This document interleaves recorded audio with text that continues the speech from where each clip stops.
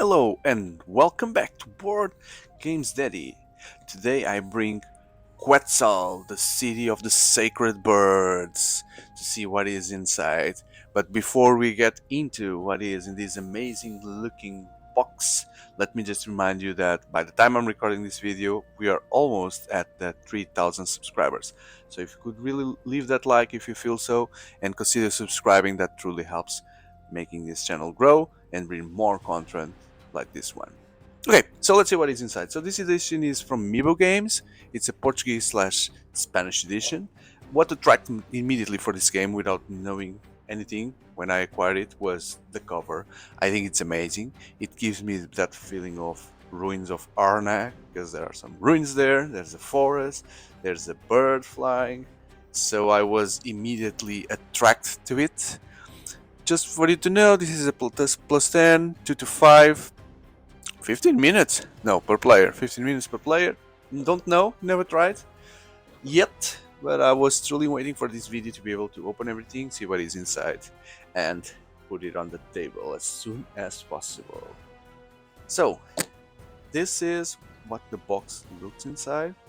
It looks like a wooden box here, but it's paper, as you can imagine. That's the manual.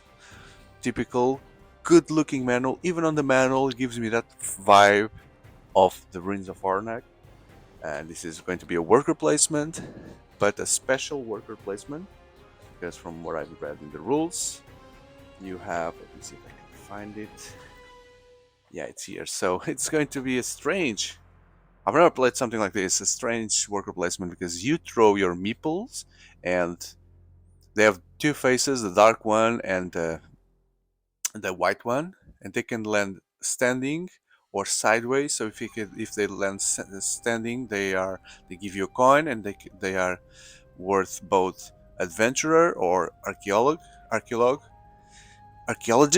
Sorry, and then if they land with the black face up, they are adventurers, and if they land with the white surface up, they are archaeologists, and if they land sideways, they could be both used for both, because then you will have different spaces in the map where only one type or both could go into those locations. Right. So we'll understand better once we take a look at the map. So this was the manual, just for you to see, and inside the box, let's take this out. I have something there to hold the tokens, but I guess the ex-libris of this game is this amazing board. Oops! I hate to do that. I feel like I'm going to tear the board if I let him loose. So it's a big one. It's a big one. I'm trying to find a way to put everything here on camera. Wow, look at that. So you have scores here.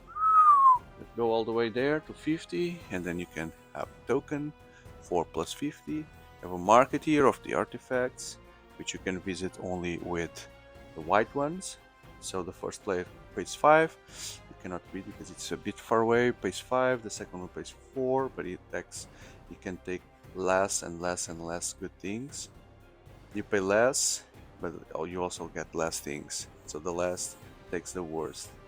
And then there are other places like this here that you can visit, and you get cards, artifact cards and points. I don't know the names, I need to check the manual because the names are here on the manual. Let me see if I can put it out there. Right, so they look very similar, but so this, for example, would be the quarry. Makes sense. You see the stones there, that's the quarry. Then this one would be the small temple, and this one would be the ruins, and they all have different things that you can earn. Here you can get money and cards. Here you can get discovery points. Here you get victory points. So discovery points, it's another track that you have there, and once you get to certain milestones of the discovery points, you also get, you see it's far away there, but you also get victory points and money, etc. And then you have the big temple, this one here, where you have the card that we'll see in the game. So that's, what's the name of this thing? the temple. This is a small temple, that's the big temple. Okay. And there's also here this place.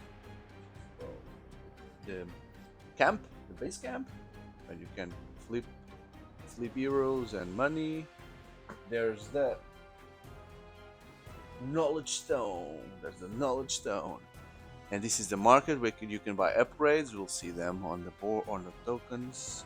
And there's the boats where you can ship the artifacts that you get from here and convert them into points. So now that you have this overview of the map, basically you'll be placing your workers to get artifacts, to convert them here into points. Sounds very simple, and it looks very simple indeed. So I'm gonna try that with kids and see how it goes. What else? So let's see the cards. So in terms of artifacts, this game is a set collection game where you'll try to ship as many as of the same artifact as possible. Just to put something here, so you have this kind of vase, and if you ship one, it's 1 victory point, but if you ship 2, will be 2, but if you ship 3, will be 4 points. Right, so that's what you get here. Then you also get some of them apparently give you some points, discovery points, or even money. Okay. Then another type of artifact is this kind of, what's this? Wooden stick or cleaver with spikes. One is 1 point, 2 would be 3 points, and 3 would be 5. And some already give more points. Those are the good ones. Then you have these tablets, which 3 give you 7 points. Very good, 7 points. They may be rare, more rare, or less frequent. Then you have the statues, that 3 of them give 8 points, even more scarce. And then just a few of them is the mummies. 3 of them give 10 points. Yeah, so only this type, they look like this here. These are the only types of artifacts you have. I guess there is here some kind of, what's this? Is this for solo mode? Yeah, there is there is 2-player mode. Yeah, 2-player mode where you do some changes in the map, and and there's also automate mode, so some solo mode. Some solo mode here, which are these cards, which I don't know how to read them, but apparently they give some instructions for the solo. Okay, so wooden tokens for the 5 players, that's it. There is this crate, which I don't know what you do with this. Probably is when you ship the artifacts back, you put here. Maybe you store them here.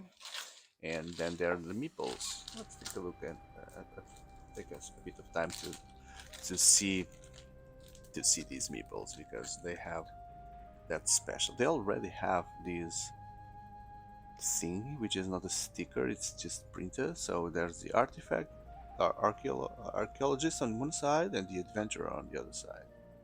So the black and white. And so if I grab another blue, they look the same. See? Look the same. And if I compare with the green, it's the same kind of meeple. But I'm seeing some special guys here. Who are these guys? I remember now. So every color they have the characters. Yeah, the characters. So there are 5 characters. Like in Ruins of Arnak, you see those people that you see around the box. So the lady here, there's the lady, the lady, that guy. So I don't know, these guys are not described in any way, anywhere, except, the basis of the characters. Yeah, so stupid on mine, I should have shown this. Now it makes sense. There it is. The characters. Wow. Characters. So now this makes totally sense. So this is the mechanic / pilot. which should be the yellow one. Here she is.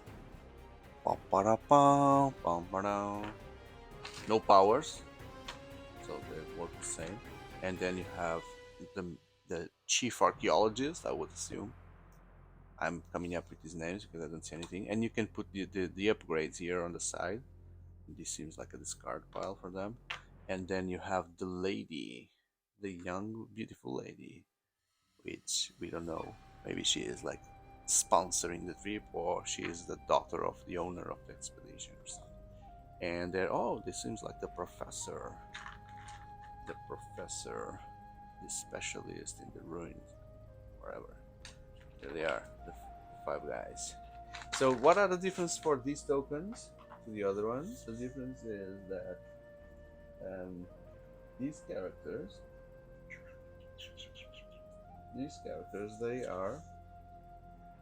they can count as both adventurer and archaeology, so they can do both. They can go each side. So I was not looking into the camera to see if you saw this frame focused or not, but here they are. Yeah, here they are. I'm going to lower a bit the camera because it's too high for you to see everything. But I think we don't need that high anymore. There we go. What other tokens you have here? There's a first player token that in the end of the game, after 5 rounds, you see there are 5 rounds here. 1, 2, 3, 4, 5. Yeah, in the end of the 5th round, whoever has this gets 2 extra points. And then everything is a bit messed up here because you have the money, you have the tiles that you cover for less players, and you also have the piles for... oh, there's the plane. Look at that. The plane that counts the turns. You also have the tiles for improvements, so like upgrades to your character, which I don't know what they mean, because all of them are different, but seems like you get money here, or you get a discount of money when you go there, so you pick them according to your strategy. Very good. So this is a setup of clearly as a person that never played, so everything is like mixed here, but I'm waiting for my first play to be able to organize this better. Maybe one bag for each character to facilitate setup, with this included. You know, these things go.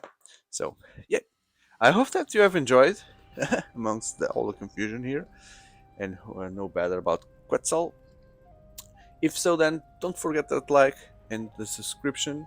I have lots of content in the channel for board games, so I truly believe that you'll find interesting content if you go there and consider subscribing. So I hope to see you on the next video. Thank you very much. Goodbye.